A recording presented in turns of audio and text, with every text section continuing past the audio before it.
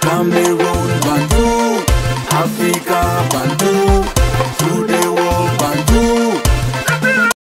À la Champions League, d'ailleurs, encore disponible sur ces différentes plateformes que vous pouvez retrouver. Merci. C'est quoi, 22 mai 2010, Madrid. Oui. On est rentré encore un peu plus dans l'histoire. Merci à vous tous. Donc, c'était en principe, c'était hier. Exact. C'était hier, donc. Et bon, c'est bien aussi de se rappeler hein, de ce qu'on a déjà fait. L'histoire nous enseigne, l'histoire nous enseigne. Et si on oublie notre histoire, on va peut-être oublier où on est en train d'aller. Donc, il faut se rappeler toujours de son histoire. Ça peut inspirer et ça inspire toujours ceux qui veulent avancer dans leur vie de façon positive. Donc, si quelqu'un vous demande de ne pas vous rappeler de votre histoire, ça veut dire que lui-même, il est perdu. Parce que si vous êtes dans la forêt et que vous voyez un arbre 2 fois, ça veut dire quoi? Vous êtes perdu. Exactement. Donc, il s'est rappelé de ces dates-là. Il a publié.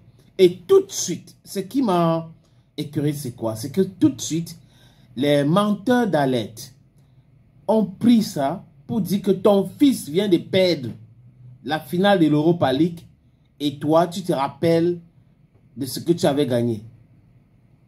Bon sang. C'est une coïncidence qu'on en a perdu le 21 et que Eto'o a publié le 22. Maintenant, il a gagné le 22, il y a 15 ans. Il se rappelle juste. Donc, même si on en avait gagné, il devait toujours publier. Donc, si la finale était jouée le 20 janvier, il devait toujours publier le 20 janvier. Donc, c'est une question de date et je ne sais pas. Et je me suis dit, mais attends, ok, les gens qui disent qu'il ne doit rien Eto'o, il ne fait rien, il n'a rien Eto'o, qu'Eto'o le laisse tranquille et tout ça. Il n'a pas parlé d'Eto'o. Vous voulez donc que lui parle de votre champion qui ne lui doit rien. Quand, tu sais, si tu es sur les RS là, il faut avoir du cardio, hein. Parce que c'est clair qu'il faut avoir du cardio. Et pour moi, je voulais ajouter quelque chose. Quand j'ai vu la photo, c'est vrai, tout de suite, je me suis dit, ok, on va se verser sur lui. Mais après aussi, je pense que les gens oublient quelque chose. C'est que quand on est constamment sur les réseaux, quand on publie constamment sur les réseaux, publier constamment ou pas, Facebook, dans le mettant aujourd'hui, garde ce que vous avez publié. Oui. Ça veut dire qu'un an plus tard, jour pour jour, Facebook vous envoie ça comme souvenir. Exact, exact. Et maintenant, à vous de voir et en vous proposant si vous partagez ça en mode public ou en mode privé. Et maintenant, c'est à vous de voir. Ça veut dire que peut-être il y a 10 ans, il avait publié ça. Avait gagné une Champions League. Il avait publié des photos. Il avait publié des photos. Et donc, le 22 qui était hier, le Meta lui propose ces mêmes images en lui disant, est-ce que vous voulez les republier en public ou en mode privé? Maintenant, il a partagé en mode public et donc les gens se disent, ok, il est en train de narguer son fils et tout. Non, c'est juste que il a ouvert son Facebook comme tout le monde et donc il a eu un souvenir, il a partagé. Moi-même, quelqu'un m'a dit que je t'ai vu dernièrement en train de célébrer le 1er mai où elle a fait de ça alors que c'était un souvenir que j'ai partagé. C'est le moment de dire à la personne, regarde ma morphologie aujourd'hui et tu regardes il y a 5 ans, est-ce que c'est la même personne? C'est pas la même personne parce qu'aujourd'hui tu es PDG et hier tu n'étais pas PDG. Ce n'était pas là-bas que je voulais en venir. Ah, tu voulais en venir où? Je parlais juste du poids, la taille, c'est tout.